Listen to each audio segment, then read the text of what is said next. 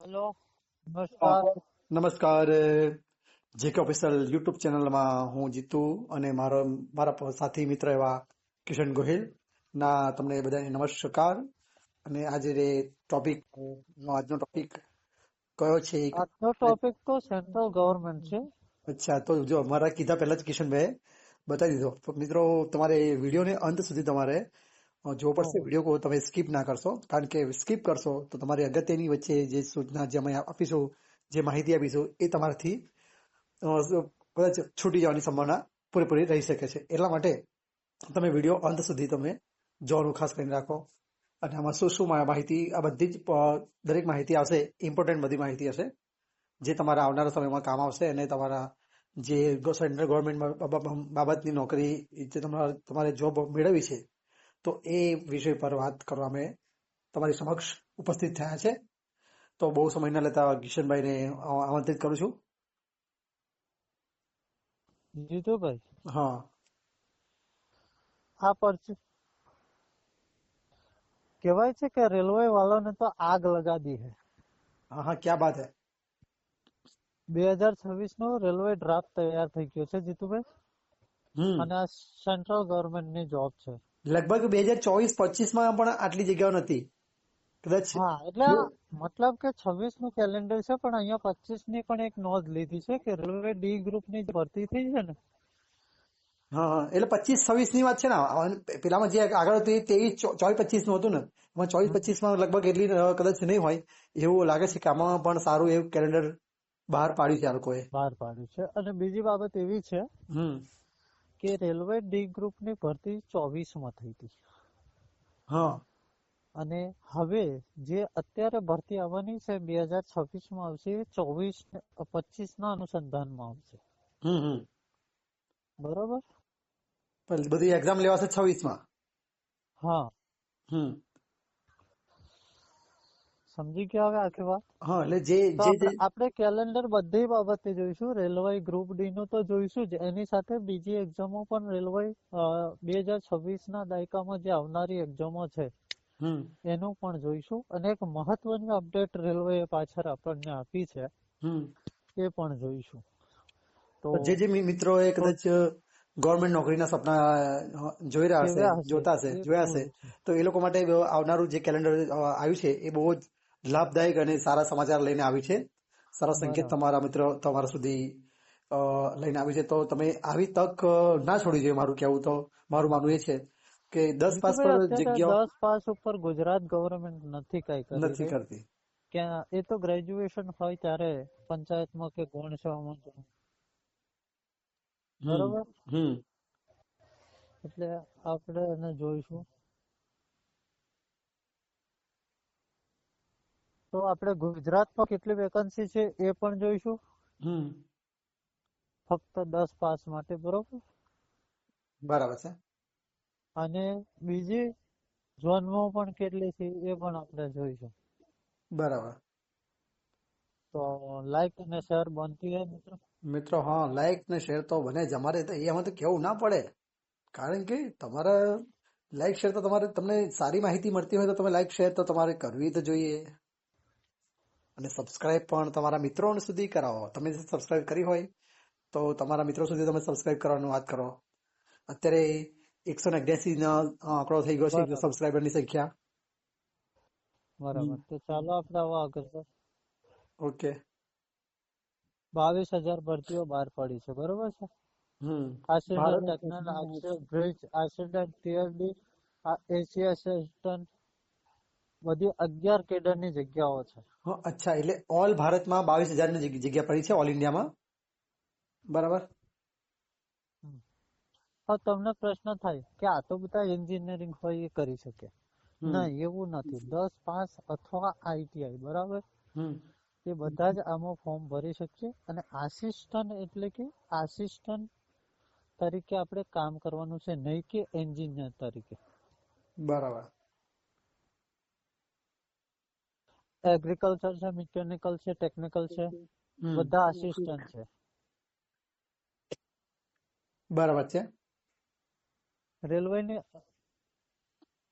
રેલવેમાં એક બીજી ભરતી બહાર પડે છે SSB GRE, એટલે કે રેલવે એન્જિનિયર છે. તેની સાથે તમારે રેલવે આસિસ્ટન્ટ તરીકે વર્ક કરવાનું છે. રેલવે આસિસ્ટન્ટ તરીકે. હા, એટલે આમાં બધા જ ભરી શકે કે એવું નહીં કે એન્જિનિયરિંગ ની ડિગ્રી મેળવેલી હોય તે જ આમાં એપ્લાય કરે. બરાબર. જે રેલવે જે RRB છે એમાં જે જોઈએ તે એન્જિનિયર જોઈએ, એમાં એન્જિનિયર હોવું જરૂરી છે. પણ રેલવે RRB છે ગ્રુપ ડી ની છે, એમાં એન્જિનિયર ને હોવું કોઈ જરૂરી નથી. બરાબર. બરાબર છે. એટલે મિત્રોને સમજ આવે જેથી કરીને અવેરનેસ હોય તો ભરી શકે. ચાલો, ITI વાળાનું 10 પાસ વાળા એપ્લાય કરી શકે. બરાબર છે. આપણે કેસ ચાલતો તો એમાં ITI હશે તો બી કરી શકશે અને 10 પાડા બી અપ્લાય કરી શકશે. 2025 ના કેસમાં એવું ચોખવટ થઈ ગયેલી છે. બરાબર છે. બરોબર છે. બરાબર. તો હવે જોઈએ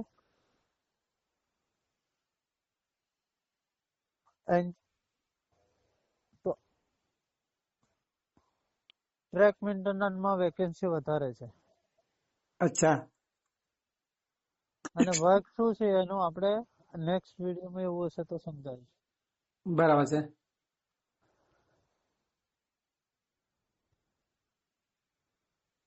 આપણે ગુજરાતમાં છે હવે. બરોબર. તો ગુજરાત કયા ઝોનમાં આવે આપણને એ પ્રશ્ન થતો હશે ને. બરાબર છે. હા. તો ગુજરાત એ મિત્રો વેસ્ટર્ન ઝોનમાં આવે. બરાબર. યાની પશ્ચિમ ઝોન. હા, વેસ્ટર્ન ઝોન જેને કહી શકાય. અને વેસ્ટર્ન ઝોન રાજસ્થાનનો બિકાનેરનો પણ આંકડો જે લાગે. બરાબર છે. WR. તો વેસ્ટર્ન ઝોનની વેકન્સી છે 3148. વિચારો તો. અચ્છા, 3000 પ્લસમાં છે.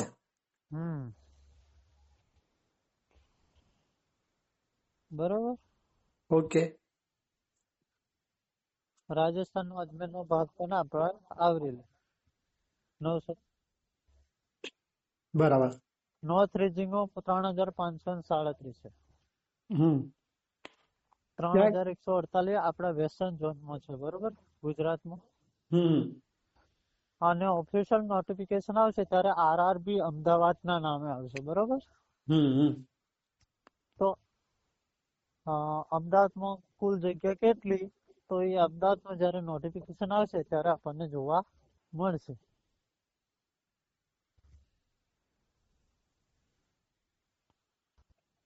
તો આપણે જોઈએ 2024 નું નોટિફિકેશન ક્યારે આવ્યું હતું? 2028 12 આવ્યો હતો. બરોબર. અને આ ડ્રાફ્ટ ક્યારે આવ્યો છે? તો ડિસેમ્બર 2025 12 ડિસેમ્બર 2025 ના રોજ આવ્યો છે. એટલે હવે 10 થી 15 દિવસના રોજ અત્યારે આપણે આ વિડીયો લગભગ આજે 19 તારીખ થઈ. બરોબર. એટલે કદાચ 5-6 દિવસ પછી આ નોટિફિકેશન આવવાની સંભાવના ખરી 31 સુધીમાં. બરોબર છે.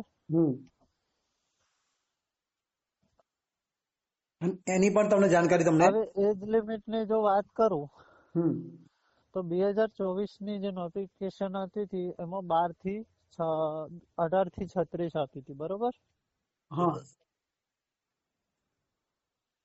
હવે અત્યારે એજ લિમિટ એ લોકોએ બદલી છે અને 18 થી 33 ની આપી છે.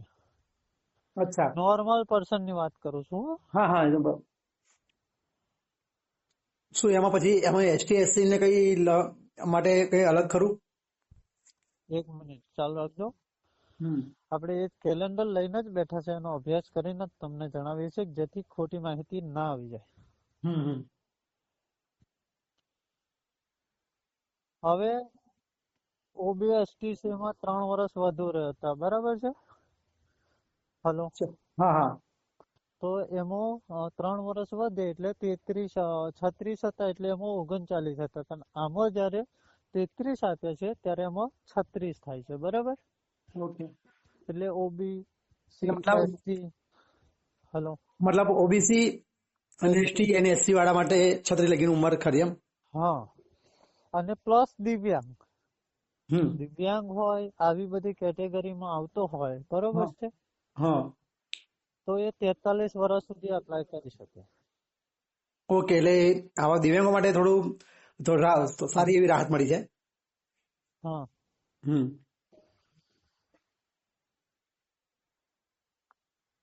તો રિક્રુટમેન્ટ પ્રોસેસ શું છે, તો કે સૌથી પહેલા એક ટેસ્ટ લેવામાં આવશે જે CBRT દ્વારા હોય છે, એટલે કે એની એક્ઝામ લેવામાં આવશે. બરાબર. પછી એક ફિઝિકલ ટેસ્ટ લેવામાં આવશે, યાની કે ડોક્ટરી, હમ અને ત્યારબાદ ડોક્યુમેન્ટ વેરિફિકેશન થતું હોય છે. બરોબર છે. બરાબર. હા 4 બેજ. હાઈટ ને એવું આવતું નથી. બરાબર. બરાબર છે. ગ્રુપ ડી માં નહીં હોવા જોઈએ. ગ્રુપ ડી માં મેડિકલ તમારે ફિટનેસ હોવું જોઈએ. અચ્છા, મેડિકલ ચશ્મા હોવા જોઈએ, ના હોવા જોઈએ. અમુક પોસ્ટ એવી છે કે જેમાં ચશ્મા હોય તોય ચાલે, ના હોય તોય ચાલે. બરાબર. આમાં કેવું છે? હવે સિલેબસ જોઈએ આપણે. હા તો સિલેબસમાં કે ભાઈ મેથ્સ આવે, બરોબર, સાયન્સ આવે, અને કરંટ અફેર્સ આવે, જીકે આવે. આ 4 જ વિષયોની આ એક્ઝામ. એટલે મિત્રો જો મેથ્સ, રીઝનિંગ, જનરલ સાયન્સ અને કરંટ અફેર્સ. હા. તો હવે આપણે થોડી વારમાં ગુણભાર પણ જોઈ લઈએ કેલેન્ડર પ્રમાણે. બરોબર.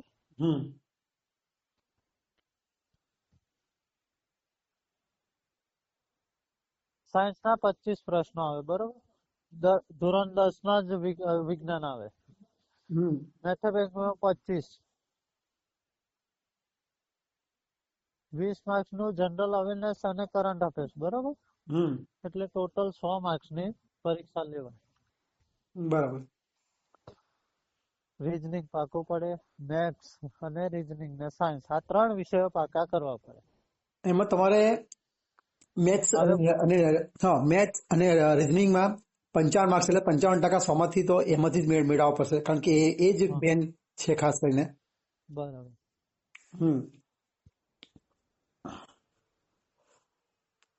બરાબર છે તમારી. બોલો બોલો. હા, એટલે 55 માર્ક્સ નું તો ખાલી મેથ્સ અને રીઝનિંગ થાય છે. એટલે એમાં તમારે ખાસ કરી મહેનત મિત્રો કરવી પડશે, કારણ કે જો એ 55 માર્ક્સ નું તમે જો તમને નહીં આવડે અને તમે નહીં લખો, અને તમે 45 માર્ક્સ પર કદાચ તમે વિચારતા હોય કે જનરલ સાયન્સ અને કરંટ અફેર્સ, પણ હું એવું કઉ છું જીતુભાઈ, હા, કે 55 મેથ્સ, રીઝનિંગ અને સાયન્સ ને આપણે શું લેવા જવા દઈએ? સાયન્સ ને ધબધબાટી નાખે ને 80 આવી જાય કે ના આવી જાય? હા, તો 80 માંથી તમે કમસે કમ, હું નથી 80 થી 80 ને, પણ 80 માંથી 60 તમે લાવવાનો પ્રયત્ન તમે કરો. બરાબર. અને 10 કરંટ અફેર્સ ના કદાચ કરો. હા, 20 માંથી 20 ના આવતો 10. બરોબર. એટલે પ્લસ તમારે 70 માર્ક્સ તો તમારે થવા જોઈએ. જો 70 માર્ક્સ તમારે આવી જાય તો તમારું આરામથી આવી જાય જીતુભાઈ. મેરિટમાં તમારું નામ, હું 100 માંથી 100% નથી કહેતો, પણ 99% તમારું મેરિટમાં નામ તમારું અવશ્ય આવી જ જાય. એમાં કોઈ શંકાને સ્થાન નથી. બીજી વાત કે આ વખતે થોડી જગ્યા વધારે છે, એટલે કદાચ ચાન્સ આવવાની કદાચ મેરિટ પણ નીચું આવી શકે કદાચ. તો આપણે 2025 નું જોયું છે, તો ભાઈ હવે આપણે આ 2026 નું આ કેલેન્ડર જોઈશું, આખું એનાલિસિસ કરીશું.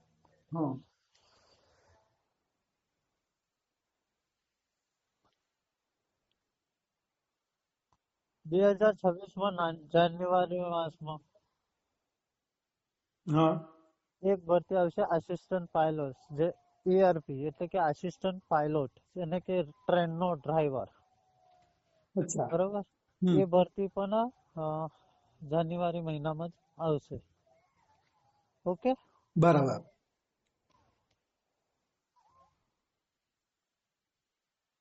લોકો પાયલટ પણ એને કહી શકાય. બરોબર.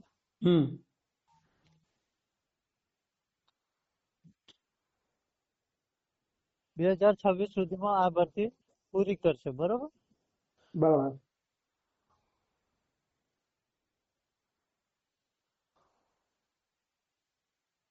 તમારે એકદમ ક્લિયર થઈ જાય કે આમાં મારે પ્રોપર તૈયારી કરવાની છે. અને તમારી પાસે પણ 26 માં આનો ડ્રાફ્ટ આવી જશે. હા, અને તમારી પાસે પણ અને સેક્શન કંટ્રોલર. બીજું કે તમારી પાસે પણ સમય એવો સારો છે તૈયારી કરવા માટેનો. હજુ બધો ટાઈમ બાકી છે, કારણ કે હજુ ફોર્મ ભર્યા નથી. ફોર્મ ભર્યા પછી એક્ઝામ લેવાશે, એટલે બરાબર સમય બહુ ઘણો તમારી પાસે છે તૈયારી કરવા માટેનો. બરોબર. જીતુભાઈ જોઈએ હવે થોડું. હમ માર્ચ મહિનામાં ટેકનિશિયન આવશે, બરોબર. હમ JEE ત્યાર પછી હમ મિકેનિકલ એવું કરેલું હોય ને, હા પછી એની આવશે. પછી ત્યાર પછી NTPC માં ગ્રેજ્યુએટ અને અંડર ગ્રેજ્યુએટ એ વેકન્સી આવશે. એ ઓગસ્ટ 2026 માં આવશે. બરાબર. 2026 માં આની વેકન્સી આવશે અને આની એક્ઝામ લેવાશે 2026 માં જ, બરાબર. હમ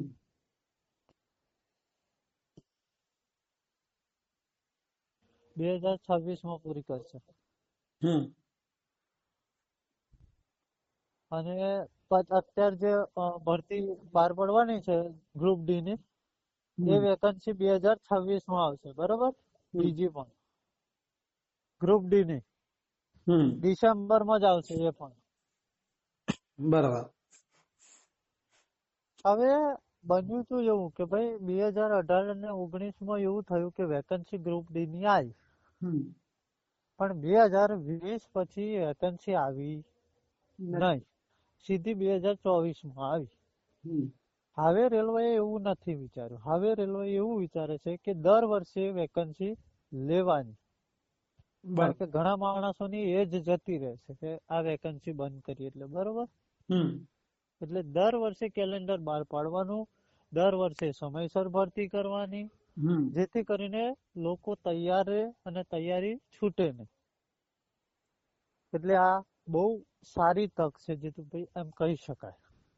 હા, અને લોકોને પણ સારી, જે લોકો જોબ મેળવવા પ્રયત્ન કરતા હોય લોકોને પણ જોબ ઓપોર્ચ્યુનિટી મળી રહે. એટલે હવે દર વર્ષે રેલવે પોતાની ગ્રુપ ડી માં ભરતી કરશે ને કરશે. હા, એટલે આપણે ફાઇનલ થઈ ગયું. હા, એટલે આપણા મિત્રોને એટલી સલાહ કે તમે લોકો તૈયારી તમે કન્ટિન્યુ તમારી ચાલુ રાખો. હા,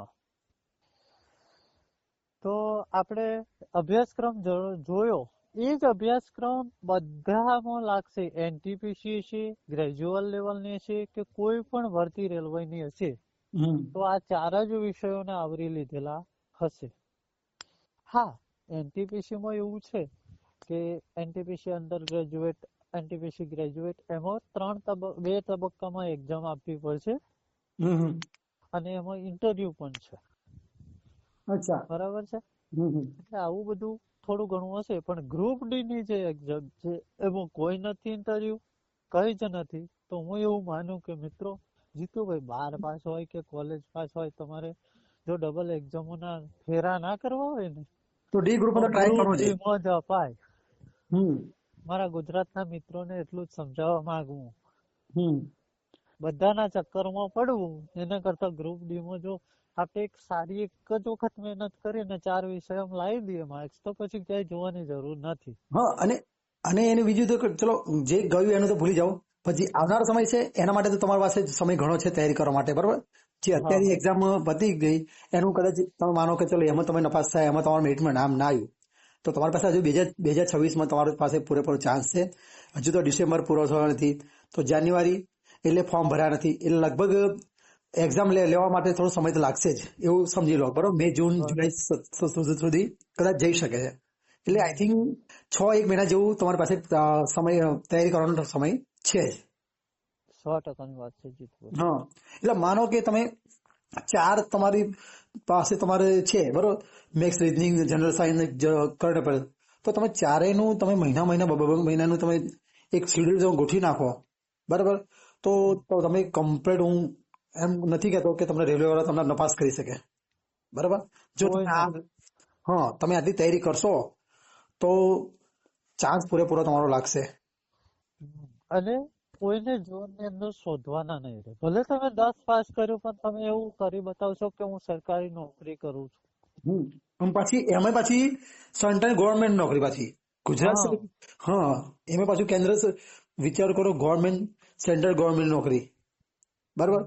એટલે ઘણું બધું સારું એવી તમને સારા ફાયદા થશે તમને લોકોને. અને મિત્રો હવે તો ભૂલ કરાય જ નહીં. એક રેલવે ગ્રુપ ડી, એક ઓએનજીસી અને એક એસએસસી, આ ચાન્સ કોઈ દિવસ ના છોડાય. અત્યારે એસએસસી માં પણ ભરતી ચાલી રહી છે જીતુભાઈ. અચ્છા, હા બરાબર છે. અને એના એક્ઝામ ના ફોર્મ 17 થી લઈને 15 જાન્યુઆરી સુધી ઓપન છે સાઇટ એસએસસી ની. બરાબર છે. એ પણ આપણા શ્રોતા મિત્રો ભરી શકે છે.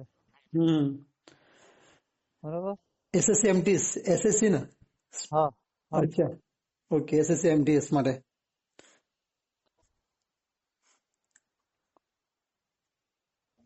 પેલા એવું હતું કે વેકન્સી વધારે પડે, સ્ટુડન્ટો તૈયારી જ નતા કરી શકતા મિત્રો, કે 5-5 વર્ષે ભરતી આવતી ને એટલે હવે દર વર્ષે રેલવે કેલેન્ડર આવશે. થોડા પણ લઈ લેવાના દર વર્ષે એમ. અને પ્રોપર વ્યવસ્થિત રીતે તમે તૈયારી કરો. બરાબર. એક્ઝામ ગુજરાતી ભાષામાં, હિન્દી ભાષામાં કે ઇંગ્લિશ ભાષામાં, કોઈ પણ 3 ભાષામાંથી એક ભાષામાં ચૂની શકાય. એટલે મતલબ કે તમને જે ભાષા આવડતી હોય એ માધ્યમ તમે ચોઈસ કરી શકો છો. બરાબર. અંગ્રેજી વિષય જ નથી અને એટલે કોઈ ટેન્શન જ નહીં ને.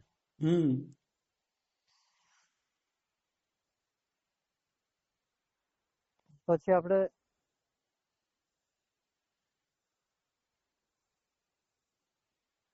ઈયર પે માટે શું ક્વોલિફિકેશન છે? તો 10 pass ITI, 10 pass diploma, RPF માટે, બરાબર. અને ગ્રુપ ડી ઓનલી 10 પાસ છે, બરાબર છે.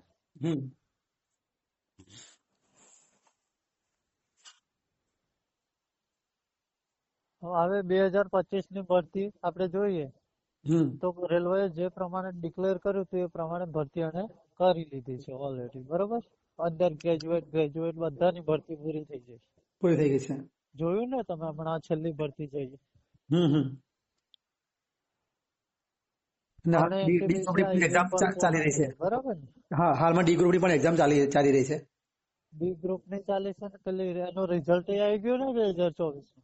હા, ઇન્ટિગ્રેશન. અચ્છા. 50,000 વેકન્સી રેલવે વાળાએ પૂરી કરી, બરોબર, 2025 માં. તો હવે 2026 નું કેલેન્ડર આવે. 50,000 ભરતીઓ આમાં પણ જીતુભાઈ લખે છે રેલવે કેલેન્ડરમાં, બરોબર. એવું છે ટોટલ. હા. એનટીપીસી, આરઆરબી બધાની થઈને મિક્સ. અચ્છા. હું પેલો માત્ર ડી ગ્રુપમાં ખાલી 22 છે, એટલે ટોટલ રેલવેમાં 50,000 નો આંકડો છે. હા, જો તમે અલગ અલગ કોર્સ કરેલા હોય તો તમને ઓપોર્ચ્યુનિટી 100% મળવાની સંભાવના છે. ઓકે. પરીક્ષા રેગ્યુલર લેવાશે, ટાઈમ પર લેવાશે અને નિશ્ચિતતા એની જળવાઈ રહેશે, જેથી વિદ્યાર્થીઓને તૈયારી કરવાનો સારો એવો મોકો મળે. બરાબર છે. જે વિદ્યાર્થી મિત્રોને રેલવેમાં પ્રોપર વર્ક કરવું છે એ ચોક્કસ હવે તૈયારી કરવા માંડે. જાગ્યા ત્યાંથી સવારે જીતુભાઈ. અને જેમ સમય જશે એમ કોમ્પિટિશન વધતી જશે. એના કરતા વ્યવસ્થિત તૈયારી કરી અને એક સમય એજ પણ નીકળી જશે. તો અત્યારે જાગી જાઓ મિત્રો, બરાબર છે.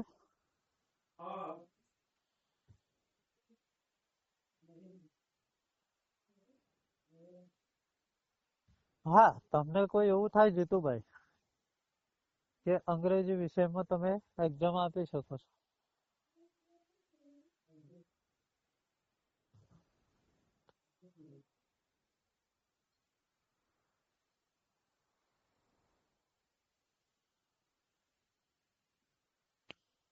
તો મિત્રો આપણે એવા લેક્ચર લાવીશું સારા એવા, અને જેનાથી તમારી તૈયારી સક્ષમ બની શકે. હા મિત્રો, અને બીજી વાત કે આ ચેનલ પર તમને દરેક શું કહેવાય મટીરિયલ તમને મળી જશે. અમે લોકો યુટ્યુબ પર અપલોડ કરીશું. મેક્સ જીકે તો અમારું જીકે કરંટ અફેર તો ચાલુ જ છે. અમારું રીઝનિંગ ને મેક્સ નું અમે જોઈએ છીએ હવે, એ પણ